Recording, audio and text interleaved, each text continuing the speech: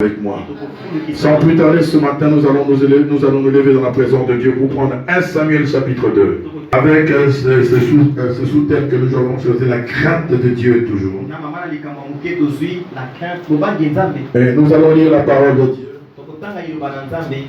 1 Samuel, c'est un livre historique. 1 Samuel chapitre 2, nous allons lire à partir du verset 12. Nous lisons la parole de Dieu. Elkana s'en alla dans sa maison à Rama. Fut au service de l'Éternel auprès du sacrificateur Élie. Les fils d'Élie étaient des vauriens.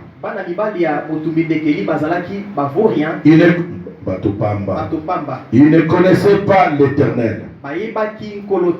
Voici la manière d'agir de ces sacrificateurs à l'égard du peuple. Chaque fois qu'on offrait un sacrifice, le serviteur du sacrificateur arrivait au moment où l'on faisait cuire la viande. Une fourchette à 3 dents à la main. Il piquait dans la cuve, dans le chaudron, dans la marmite ou dans le pot. Et tout ce que la fourchette ramenait, le sacrificateur le prenait. C'est ainsi qu'ils agissaient à l'égard de tous ceux d'Israël qui venaient là. À Silo. Même avant qu'on fasse, excusez-moi, j'ai de la transpiration dans les yeux.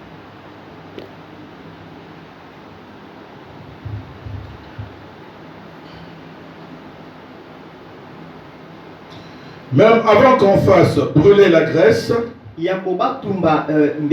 le serviteur du sacrificateur arrivait et disait à celui qui offrait le sacrifice: donne de la viande à rôtir pour le sacrificateur. Il n'acceptera pas de toi de la viande cuite, mais de la viande crue. Et si un homme lui disait: on fera d'abord brûler la graisse, tu prendras ensuite ce qui te plaira, le serviteur répondait: non, tu donneras maintenant, sinon je prendrai de force. Le péché de ces jeunes gens était très grand devant l'Éternel, car on traitait avec mépris l'offrande faite à l'Éternel. Samuel faisait le service devant l'Éternel. Et ce garçon était revêtu d'un éphod de lin.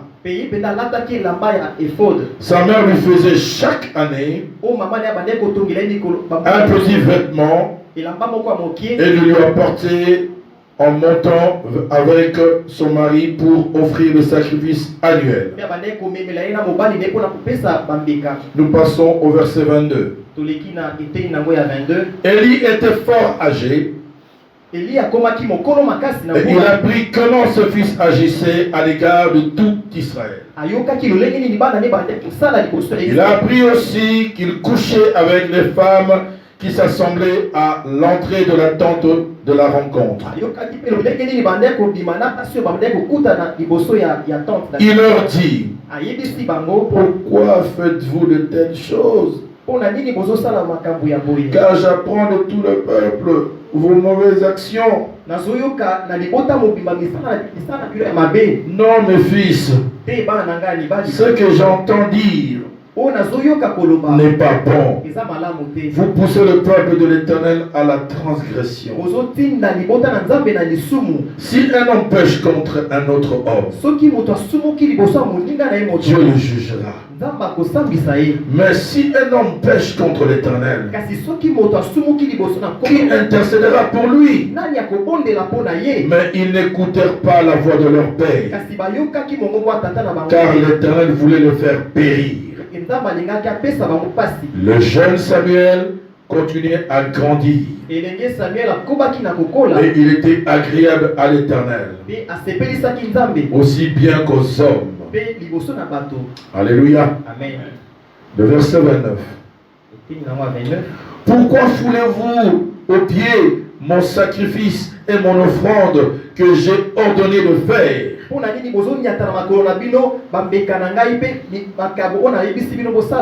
ma maison. Pourquoi honores-tu tes fils plus que moi, afin de vous engraisser de prémices de toutes les offrandes d'Israël, mon peuple? Eh bien, oracle de l'Éternel, Dieu d'Israël, assurément, j'avais dit que ta maison et la maison de ton père seraient à mon service à perpétuité. Mais maintenant, oracle de l'Éternel, loin de moi cette promesse, car j'honore celui qui m'honore, mais ceux qui me méprisent seront voués à l'ignominie. Voici venir de jour où j'abattrai ta vigueur et la vigueur de ta famille, en sorte qu'il n'y aura plus de vieillard dans ta maison. Nous acclamons la parole du Seigneur. Amen. Seigneur, vois ta parole, Seigneur. Dispose nos cœurs à recevoir cette semence de vie qui est ta parole. Merci de nous recadrer tous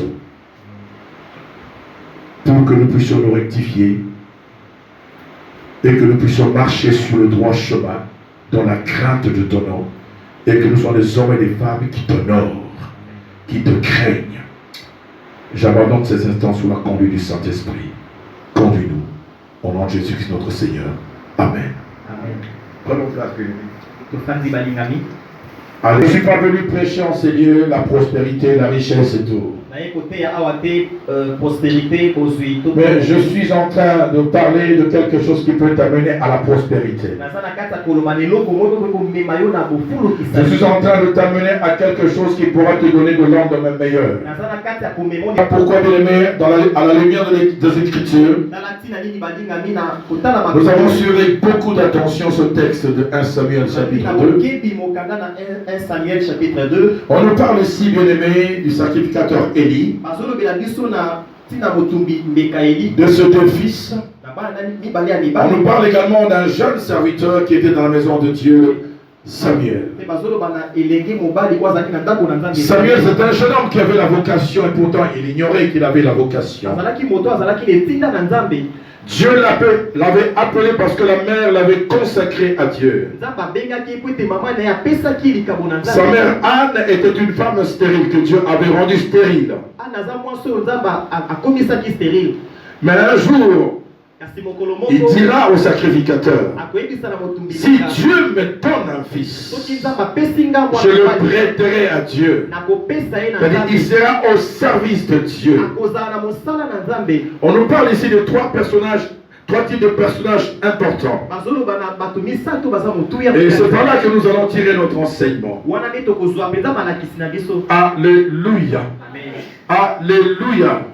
Et je dis à quelqu'un ce matin, la manière dont vous servez Dieu déterminera votre récompense. Et si quelqu'un m'entend ce matin, la manière dont vous servez Dieu déterminera votre récompense. La qualité de votre service, la crainte que vous avez dans la maison de Dieu, c'est ce qui va déterminer votre récompense. Dans le Seigneur, les trois personnages. Bien-aimé, venir dans la maison de Dieu, c'est une très bonne chose. On nous parle de trois personnages. Le premier personnage est le sacrificateur Élie. Il est le prêtre que Dieu a préposé pour offrir de sacrifices. Parce que le sacrificateur, c'est qui? C'est un ministre de Dieu, préposé, choisi appelés à cette fonction-là spéciale pour offrir de sacrifices à Dieu. Et cet homme était un sacrificateur. Mais lorsqu'on trouve des mauvais sacrificateurs, les mauvais sacrificateurs peuvent influencer la vie de ceux qui ont la bonne foi de servir Dieu. Voilà pourquoi je m'adresse aux serviteurs aujourd'hui. Nous devons craindre Dieu. Nous devons servir Dieu avec crainte et tremblement. Parce que la Bible dit, ceux qui connaîtront leur Dieu agiront avec fermeté. Fermeté et diligence. On ne peut pas servir Dieu si on ne le connaît pas. On ne peut pas servir Dieu si on n'a pas la crainte de son nom. Et je dis à quelqu'un ce matin que la qualité de ce que tu fais pour Dieu, c'est ce qui va déterminer ta bénédiction. C'est ce qui va déterminer ton élévation. Dis-le dans le Seigneur. Des hommes pervers qui ne craignent pas Dieu. Venir à l'église, c'est une très bonne chose. Servir dans la maison de Dieu, c'est une très bonne chose. Mais servir Dieu dans sa maison, c'est ce que moi je veux pour toi, c'est ce que je veux pour moi. Qui peut dire amen avec moi? Un serviteur de Dieu, un enfant de Dieu doit te distinguer même dans la cité. On n'est pas enfant de Dieu seulement ici à l'église. On est enfant de Dieu même en dehors de l'église. Ce que nous voulons beaucoup bien, c'est le témoignage de celui dehors. Il y a entendu des choses sur ta vie, mais qu'on ne te trouve pas dans ce qu'on dit. Parce qu'on pourra dire que tu es sorcier, on pourra dire que tu es féticheur, on pourra dire que tu es impudique, mais que Dieu ne te trouve pas dans ce que les hommes disent. Parce que Jésus lui-même dans son ministère terrestre a été traité pour celui qui agit par le prince des démons. C'est pourquoi je te dis, mon ami, c'est le témoignage du Saint-Esprit qui est très important dans la vie d'un serviteur de Dieu. Bien sûr, nous tenons aussi compte du témoignage du celui dehors. Alléluia, est-ce que je parle à quelqu'un? Est-ce que je parle à quelqu'un, bien-aimé? Bien-aimé. Les fils d'Élie servaient dans la maison de Dieu, mais ils ne servaient pas Dieu. Ils servaient pour leur propre ventre. Mais on parle d'un jeune Samuel. Le jeune Samuel grandissait et servait Dieu dans sa maison. Il grandissait dans la maison de Dieu et il servait Dieu dans sa maison. Malheureusement, à côté de lui, il y avait des personnes médiocres. Mais je vais dire à quelqu'un ce matin, Dieu peut mettre à côté de toi dans un service de personnes médiocres. De personnes qui ne craignent pas Dieu. Bien-aimé dans le Seigneur, si Dieu permet cela, je l'ai toujours dit, c'est pour que tu vois où se trouvent des failles, parce que demain ton tour viendra. Qui peut dire amen avec moi? C'est pour que tu saches faire la différence entre ce qui est bien et ce qui est mal, entre ce qui est sacré et ce qui est profane. Dieu peut permettre cela parce que Dieu te prépare à quelque chose. Ne te décourage pas. Ne sois pas influencé par ces gens. Bien que la Bible dit les mauvaises compagnies corrompent les bonnes mœurs, mais je veux te dire aujourd'hui, bien-aimé dans le Seigneur, toi Dieu t'a appelé pour quelque chose. Dieu t'a appelé pour accomplir un certain nombre de choses. Même si tu es un responsable médiocre, ne suis pas son exemple. Toi commence à prendre note de ce qui est bien. Commence à prendre note de ce qui est bien. Parce que demain ton tour viendra. Demain Dieu te lèvera. Quand Dieu te lèvera, tombera, c'est pour que tu ne fasses pas comme tes prédécesseurs. Pour que tu saches faire le bien. Même là où tu travailles, bien-aimé, Dieu peut te donner un responsable médiocre, un bon à rien. Quand Dieu te met à côté de quelqu'un qui ne vaut rien, toi joues seulement ton rôle. Sois à ta place. Fais ce qui plaît à Dieu. Parce que demain, celui-là peut-être, il va dégager. Et c'est toi qui prends à sa place. Qui peut dire amen avec moi? Un amen bien. Est-ce que je parle à quelqu'un ce matin? Je parle à quelqu'un ce matin. Le fils d'Élie était des personnes médiocres. C'était la médiocrité. Ils ne craignaient pas Dieu. On nous parle également de l'attitude de leur père. Parce qu'on venait lui rapporter tout ce qui s'est passé dans le temple. La manière dont ses fils se comportaient. Nous avons entendu ici comment est-ce que le père parle. Bien aimé, dans la sacrificature,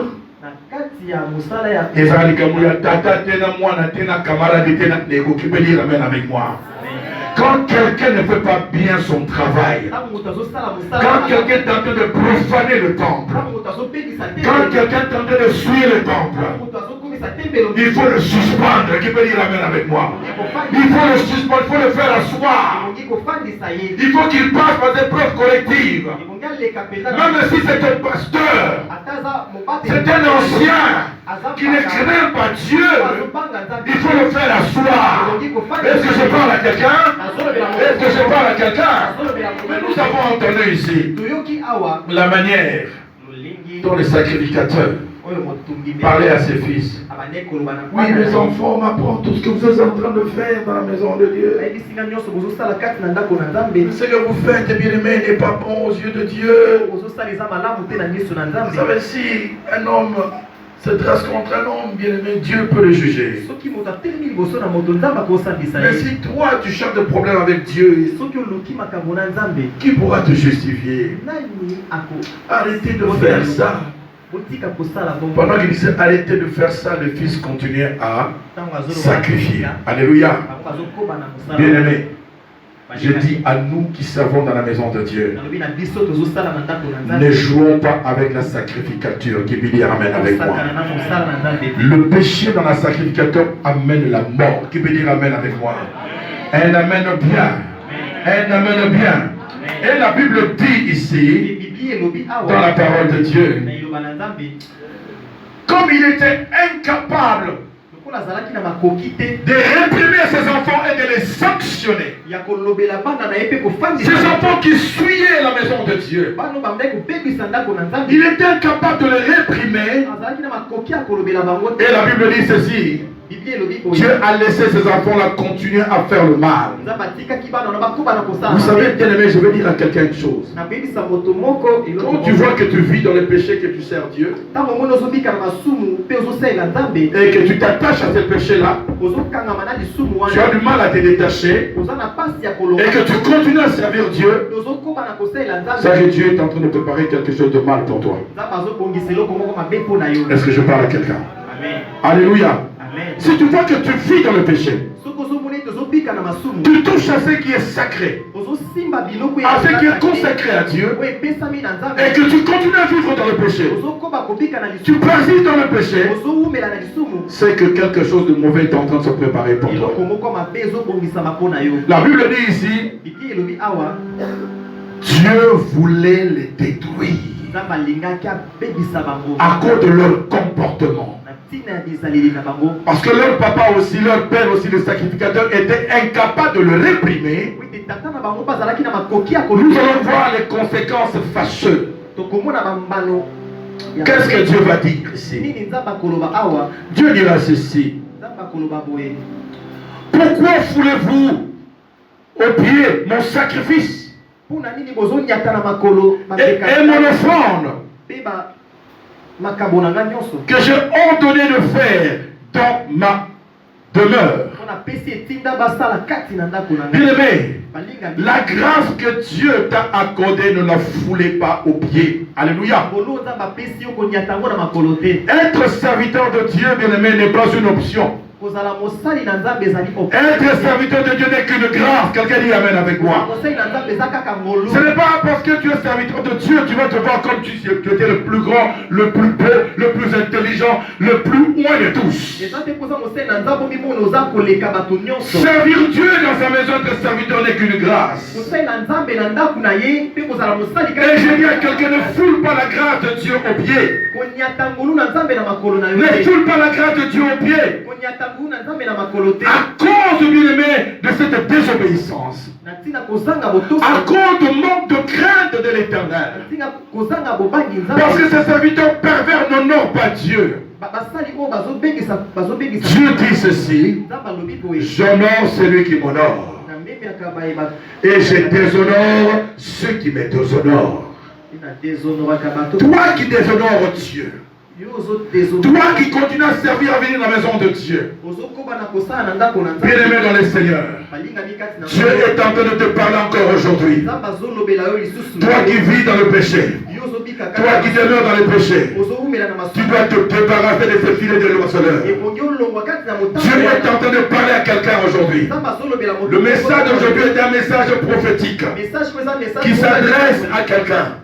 Si tu vois, bien-aimé, que tu continues à persister dans le mal, c'est qu'il y a quelque chose de mauvais, de mal qui est en train de se préparer pour toi. Sors de ce péché, je te dis, bien-aimé. Si tu as du mal à te détacher, parce qu'il y a certains péchés, tu essaies de t'en débarrasser, tu n'y arrives pas. Tu essaies de t'en débarrasser, tu n'y arrives pas. Koyoka sonité. Viens me voir. Tu peux dire amen avec moi. Viens me voir. Car il s'agit de ta vie, bien-aimé. Parce que ces fils ont profané ce que Dieu aime. Parce que ces fils ne craignaient pas Dieu. Dieu les avait détruits. Alléluia. Les deux fils sont morts. Et quand papa a appris la nouvelle du décès de ses enfants, quand il a appris le décès, il était assis, il est tombé, il s'est fondu la nuque. Lui aussi est mort. Lui aussi est mort. Bien-aimé dans le Seigneur, Dieu nous parle de la crainte de Dieu. Dieu nous parle de la crainte de Dieu. Il veut nous remettre sur le droit chemin. Celui qui s'est égaré, qui se remet sur le droit chemin. Bien-aimé, parce que la négligence et la médiocrité sont des facteurs qui déclenchent la colère de Dieu dans son service. Sont les facteurs qui déclenchent la colère de Dieu dans son service. Parce que le service de Dieu est sacré. Et ceux qui servent dans la maison de Dieu sont consacrés. Celui qui est consacré est mis à part. Tu es mis à part pour Dieu. Pour Dieu, bien-aimé. Pour Dieu, bien-aimé. Pour Dieu, bien-aimé. Pour Dieu, bien-aimé. Alléluia. Alléluia. Quelqu'un dit amen avec moi. Beaucoup de choses n'arrivent pas parce que nous ne voulons pas que la crainte de Dieu soit imprimée dans notre esprit, dans notre cœur. Beaucoup de gens sont malades, beaucoup de gens ne réussissent pas certaines choses parce qu'ils ne craignent pas Dieu. Apprenons à craindre Dieu. Je dis craindre Dieu, c'est l'aimer. Craindre Dieu, c'est l'honorer. Craindre Dieu, c'est lui obéir à lui, à sa parole. Craindre sa parole. Craindre Dieu, c'est l'aimer et d'aimer également ton frère. Qui est béni, amen avec moi. La troisième catégorie de personnages qui viennent à l'église, on parle de ces femmes bien-aimées. Ces femmes qui venaient dans la maison de l'Éternel à Silo, mais qui s'est prostituée dans la maison de l'Éternel, qui commettaient l'impudicité et l'adultère dans la maison de Dieu. Alléluia. Venir dans la maison de Dieu, c'est une très bonne chose. Ce qui est important, c'est ta communion avec Dieu. Mais c'est le péché qui brise notre communion avec Dieu. Ta communion avec Dieu, c'est ça ta richesse. Ta communion avec Dieu, c'est ça ta prospérité. Plus tu es en communion avec Dieu, ton âme sera en bonne santé. Et lorsque ton âme est en bonne santé, tu vas prospérer dans tous les domaines de ta vie. Tu verras ta vie prospérer, la vie de tes enfants prospérer. Tu verras ta santé prospérer. Tu verras tout ce que tu vas toucher à tes mains prospérer. Parce que tu communies avec Dieu. La communion avec Dieu, c'est la présence de Dieu dans ta vie. Quand tu es présent dans ta vie, la richesse est là, l'élévation est là, la bonne santé est là, la gloire est là, le succès est là, la réussite est là. Quand Dieu est avec toi, quand Dieu est avec toi, quand Dieu est avec toi, tu invoqueras l'Éternel.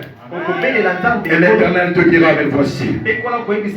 Hier, pendant qu'on était en dévotion nocturne, on n'était pas nombreux hier. Pendant qu'on priait, on est arrivé à la fin.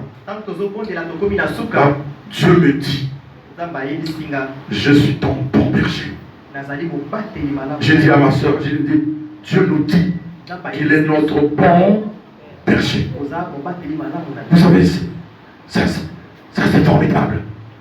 Recevons une parole révélée comme ça. Quand Dieu te dit que je suis ton bon berger, la suite c'est quoi? L'Éternel est mon berger, je ne manquerai de rien. Alléluia. Amen. Tu ne manqueras de rien. Tu ne manqueras pas du pain. Il dit, je n'ai jamais vu un juste abandonner ni sa postérité mendiant son pain. Alléluia. Amen. Ton bon berger. Le berger, c'est lui qui conduit son troupeau. Il sait où se trouve le danger. Il va te préserver du danger. Il va te préserver des mauvais amis, des mauvaises compagnies. Il va te conduire dans le vert pâturage. Il va te donner de bonnes relations. Alléluia. Tu ne manqueras de rien. Tu ne manqueras de rien, mon ami. Je veux te dire, tu ne manqueras de rien. Parce que l'Éternel est ton berger. Il m'a dit qu'il est mon berger. Cette parole m'a fait beaucoup de bien. Il est mon berger. Il est ton berger. Il est le berger de la vie. Il est le berger de la vie. Il est notre berger. Il est notre berger. Alléluia. Alléluia. Amen. Tu invoqueras l'Éternel au jour de la détresse. Il te dira, mais voici. Il te dira, mais voici. Même quand tes ennemis forment de complot contre toi, il dit, cela ne vient pas de l'Éternel. Tes ennemis viendront par un seul chemin, mais ils s'enfuiront par cet chemin. Tes ennemis viendront par un seul chemin, mais ils s'enfuiront par cet chemin. Il y a des hommes qui forment des complots contre toi. Cela ne vient pas de l'Éternel. Je veux dire aujourd'hui que l'Éternel des armées, il est ton berger. Il est mon berger. Il est ton berger. Nous ne manquerons de rien. Nous acclamons le Seigneur. Alléluia. Alléluia. Voilà pourquoi, bien-aimé, tu dois craindre Dieu. Parce qu'il est le garant de ton présent, le garant de ton futur. Et je veux dire encore à quelqu'un ce matin, toi qui vis dans la crainte de Dieu, toi qui aimes Dieu, toi qui honores Dieu, je te dis et je prophétise sur ta vie que ton lendemain est meilleur au nom de Jésus-Christ. Ton lendemain est meilleur au nom de Jésus-Christ. Ton lendemain est meilleur au nom de Jésus-Christ. Ton lendemain est meilleur au nom de Jésus-Christ. Alléluia. Il y a également une promesse pour ceux qui connaissent leur Dieu. Tu sais, quand tu connais ton Dieu, quand tu l'honores et que tu l'aimes, va lire dans Psaume 91. Il est écrit à partir du verset 14. Puisque tu m'aimes, Et plus que tu m'honores, plus que tu m'obéis. Alléluia. Puisque tu m'aimes, puisque tu connais mon nom, je te bénirai, je te délivrerai, je te ferai faire mon salut, et tu rassasieras de longs jours. Lorsque tu es en communion avec Dieu, il y a la promesse de la prospérité, il y a la promesse de la longévité. Quand tu ne crées pas Dieu, tu es en train de raccourcir tes jours sur la terre des hommes. Ils ne craignaient pas Dieu. Ils ont raccourci leurs jours sur la terre des hommes. Voilà pourquoi la Bible dit, pour les parents biologiques que nous sommes, enfant, honore ton père et ta mère, pour que tu vives longtemps sur la terre des hommes. Respecte ton père, respecte ta mère, obéis à tes parents, pour que tu vives longtemps sur la terre des hommes. Et par extension maintenant, un enfant de Dieu qui honore Dieu qui est son père, qui aime Dieu qui est son père. Bien-aimé, ce jour sur la terre seront prolongés, Dieu le bénira, Dieu l'élèvera, Dieu lui fera rassembler les longs jours. Telles sont les promesses de l'Éternel. Est-ce que je parle à quelqu'un? Amen. Makamuso so komate na bomo ina biso. Isaka po tozobanga nzambe te. Po tozotosa te. Alléluia. C'est pourquoi j'ai toujours dit, est-ce que Dieu est-il en cause? Tu vois que tu vis mal. Parce que j'ai toujours dit, quand quelqu'un tombe, à moins que tu tombes accidentellement, quand tu tombes, c'est parce que tu l'as voulu. Parce que Dieu a mis en l'homme le vouloir et le faire. Vous savez, vous voyez que nous là ne sommes pas tentés. Je ne suis pas laid quand même. Hein? Je connais des tentations et des tentations. Tu vois, alléluia. Amen. Vous savez que nous n'avons pas produit beaucoup d'argent. Tu regardes, tu dis,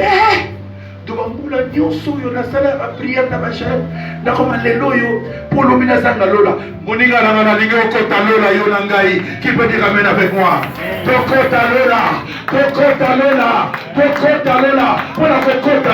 Nous devons craindre Dieu. Moi j'ai fait un constat. Parti d'une constatation personnelle,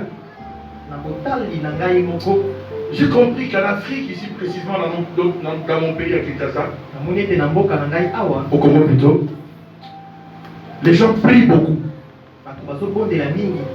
Ils vont beaucoup, souvent à l'église. Mais ils ne craignent pas Dieu. Contrairement en Europe. Ça, c'est un constat que j'ai fait. En Europe, il a son congélateur plein. Tout le monde mange. Il fait ce qu'il veut. Alléluia. Mais quand il va à l'église, parce qu'il va à la recherche de la perfection. Mais ici, les gens vont à l'église peut-être pour créer des relations. Les gens vont à l'église peut-être pour, on ne sait jamais, l'homme sur peut-être on peut me dépanner. Alléluia. Alléluia. Moi je dis, je sais de quoi je parle. Alléluia. Alléluia. Je vais quand même à l'église, on ne sait jamais. Peut-être à la sortie, on va me donner quelque chose. Alléluia. Les gens servent Dieu ici sans avoir la crainte de Dieu.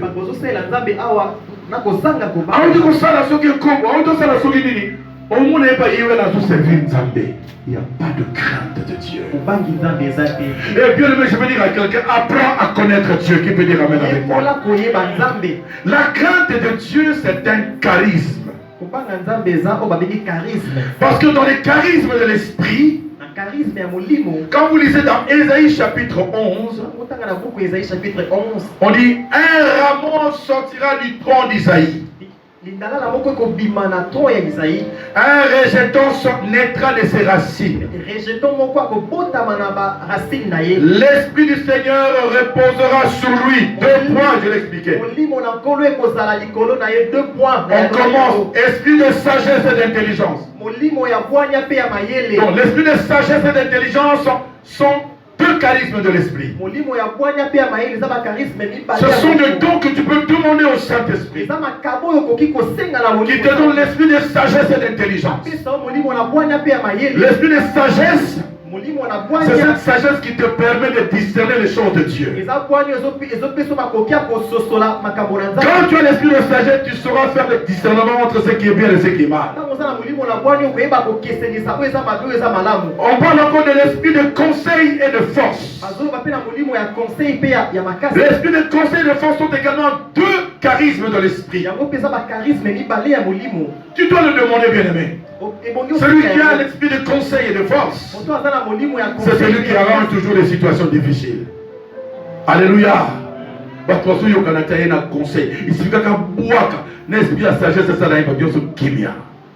Alléluia. Parce qu'il a le conseil. C'est un don. Et on parle de l'esprit de connaissance et de crainte de l'Éternel. Donc la connaissance et la crainte de l'Éternel sont aussi 2 charismes de l'esprit. On est de prier seulement Nzambe, mais ça va dans la prophétie. Ça va dans la guérison. Bien aimé, ça, la guérison, prophétie, on ça pour l'église. Qui peut dire amen avec moi? Amen. Parce que le don spirituel, la prophétie, guérison, tout ce que nous voulons, c'est bien. C'est pour une utilité commune. Je ne prophétise jamais pour moi-même. Je prophétise pour les autres. Alléluia. Tu as guérison, on a posé main sur les autres. Mais il y a des charismes où ils apprennent à yo. Comme l'esprit de sagesse. Quand vous êtes sage, tu vas susciter un sentiment d'admiration et de joie. Qui peut dire amen avec moi? Sagesse et bimaka. Alléluia. Amen. Quand tu as l'esprit de crainte de l'Éternel, c'est un charisme qui est pour toi. Demande à Dieu l'esprit de crainte de l'Éternel. Imprime ta crainte, Saint-Esprit, dans mon esprit, dans mon âme, dans mon corps. Toi qui donnes le don à qui tu veux, comme tu veux. Donne-moi au-delà de ce que je te demande comme don. Donne-moi l'esprit de sagesse, l'esprit de crainte de l'Éternel, l'esprit de connaissance. Donne-moi ça, Dieu.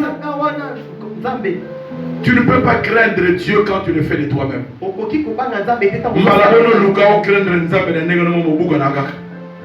Alléluia. Mais demande cet esprit de crainte de l'Éternel. Ce charisme à Monsieur le Saint-Esprit. Jeune, pleure en lui demandant l'esprit de crainte de l'Éternel. Seigneur, je veux te craindre. Donne-moi cette capacité de dominer sur le péché. Donne-moi cette capacité de faire ta volonté, de rechercher constamment ma communion avec toi. Qui dit amen avec moi? Un amen bien. Veux-tu acclamer Dieu très fort avec moi?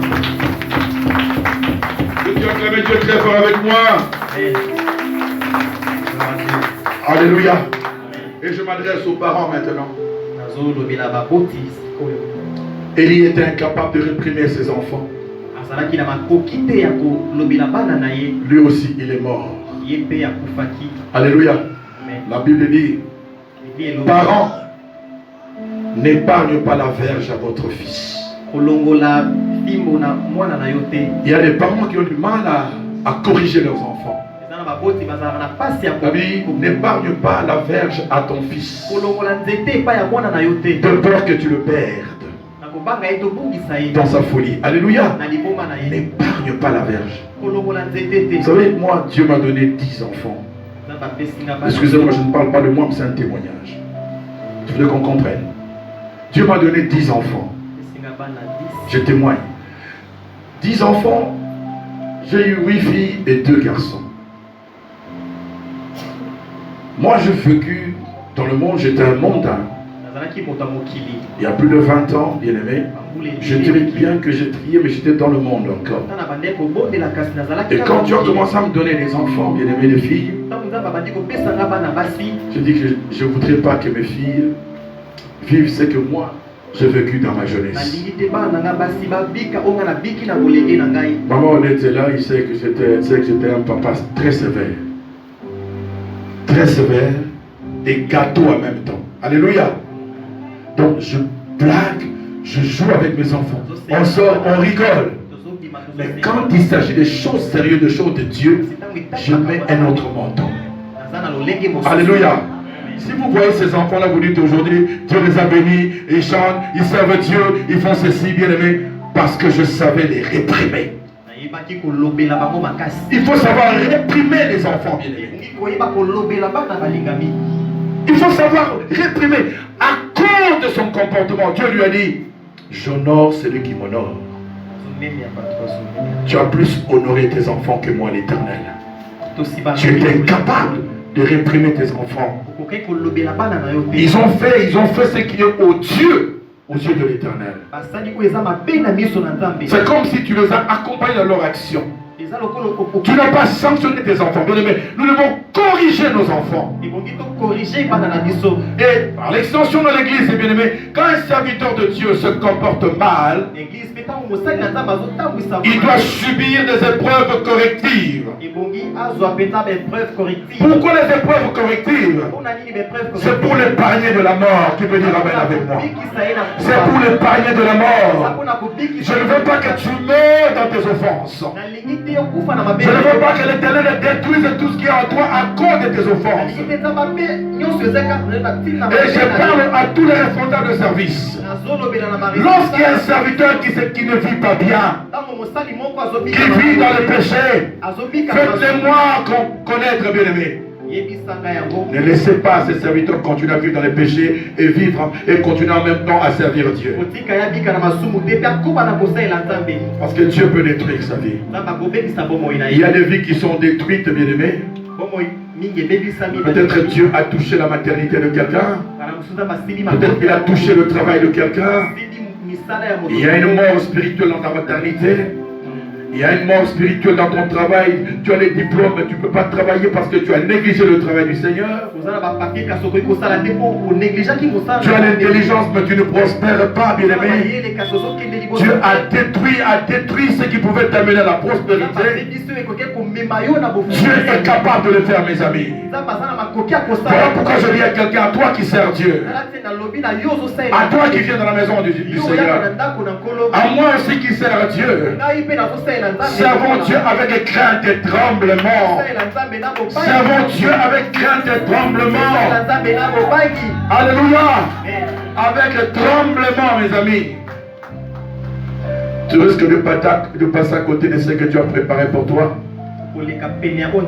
À cause de la négligence, de la légèreté, de la désobéissance, de ton infidélité et de ton insoumission. Peut-être que Dieu a touché quelque chose. Il a détruit quelque chose, bien-aimé. Si tu sais que tu ne marches pas bien et que tu continues à être serviteur, ou tu continues à venir dans la maison de Dieu, tu sais que tu vis dans le péché, viens me voir. N'attends pas qu'il soit trop tard. Parce que là, l'ennemi est en train de se réjouir.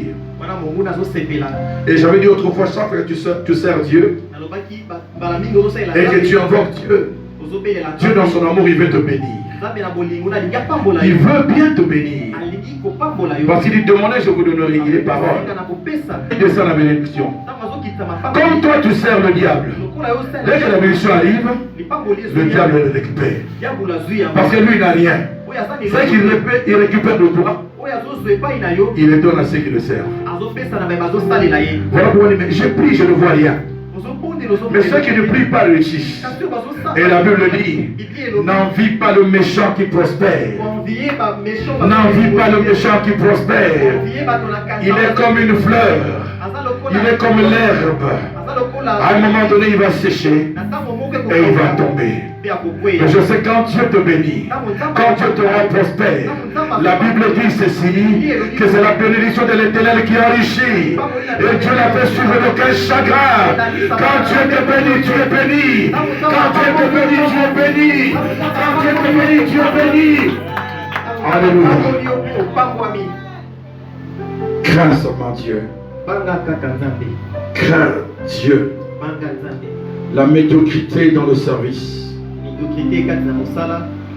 ou dans ce que tu fais pour Dieu dans sa maison va déterminer ou influencer ton lendemain, bref ton avenir. Ton avenir sera influencé par ce que tu fais pour Dieu. Alléluia. Vous savez qu'il y a des choses, bien aimés. Le œuvre parfois nous maintient en vie. Dans la Bible. Quand nous lisons dans Ésaïe chapitre 37, on nous parle d'un homme qui s'appelait Ézéchias. Ézéchias avait fait ce qui est mal aux yeux de l'Éternel. Parce qu'il avait dévoilé l'arsenal de la maison de l'Éternel. Aux étrangers, les étrangers ne peuvent pas entrer dans la maison de Dieu. Parce qu'il avait fait cela, Dieu a envoyé le prophète Ésaïe. Il va lui dire de préparer sa famille. Parce qu'il va mourir. Il a fait ce qui est aux yeux de l'Éternel. Quand Dieu dit que tu vas mourir, qui peut changer? Qui peut changer? Personne.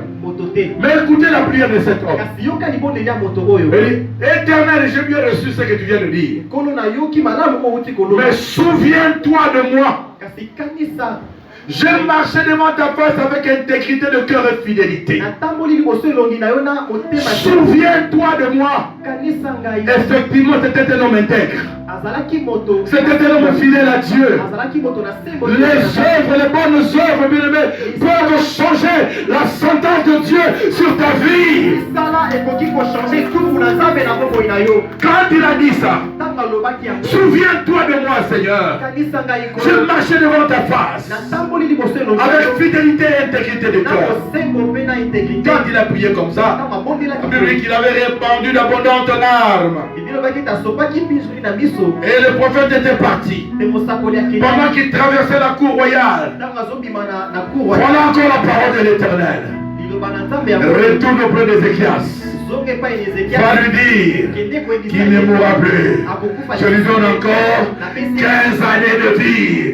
Les œuvres bien-aimées que tu fais dans la maison de Dieu, les œuvres bien-aimées, les œuvres bien-aimées peuvent rallonger tes jours sur la terre des hommes. Les œuvres peuvent rallonger tes jours sur la terre des hommes.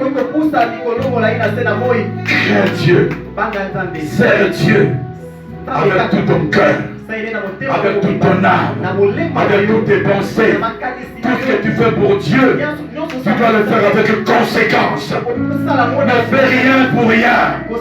Quand je fais quelque chose pour Dieu, je sais qu'il y aura une récompense. Quand je sers Dieu, je sais qu'il y a une récompense. Parce que la Bible dit que l'ouvrier mérite son salaire. L'ouvrier mérite son salaire. Voilà pourquoi ça que tu fais pour Dieu, fais-le proprement. Avec crainte et tremblement. Ce que tu donnes à Dieu, fais-le proprement, avec amour. Que mon Dieu te bénisse, accorde l'attitude de ton cœur. Que mon Dieu te rende prospère, accorde l'attitude de ton cœur. Au nom de Jésus, nous acclamons le Seigneur. Alléluia. Alléluia. Tout ça, la belle on a plaisir à vos salles. Sinon, tu vas tomber dans l'activisme charnel. Sinon, vous voyez, il n'y a l'église comme l'habitude. Na mesana kaka bongo na yaga na kutela ba ndebolo la muziki. Tant na zona ndako nzambe. Je sais que je vais à la rencontre de mon Dieu. Et je sais que quelque chose va se passer dans ma vie. Alléluia. Et quand je sers Dieu, je ne sers pas Dieu pour que les femmes me voient, pour attirer l'admiration des hommes. Mais je sers Dieu parce qu'il est mon créateur. Je sers Dieu parce qu'il m'a racheté. Il m'a sauvé. Je le sers parce que je sais qu'il va me récompenser, qu'il va dire amen avec moi. Et la bien nous acclamons le Seigneur. Alléluia. La qualité de ton service, de ton attitude dans la maison de Dieu. Toi qui viens dans la maison de Dieu, toi qui sers Dieu, la qualité de ton service déterminera ta récompense. Au nom de Jésus-Christ. Est-ce qu'on peut acclamer le Seigneur au sommet de vous? Ne sois pas un serviteur médiocre. Ne sois pas cette personne qui sert dans la maison de Dieu mais qui ne connaît pas Dieu. Négligent dans les choses de Dieu. Il ne faut pas qu'il y ait de légèreté dans tout ce que tu fais dans la maison de Dieu. Dieu. Comme le jeune Samuel. Il grandissait dans la maison de Dieu. Il avait la chose de Dieu. Et je te dis que tu as la chose de Dieu. Je te dis que tu as la chose de Dieu. Un grand amen. Je te dis que tu as la chose de Dieu. Dis amen. Un grand amen. Un grand amen. Oui, bien-aimé. Levons nos mains vers le ciel.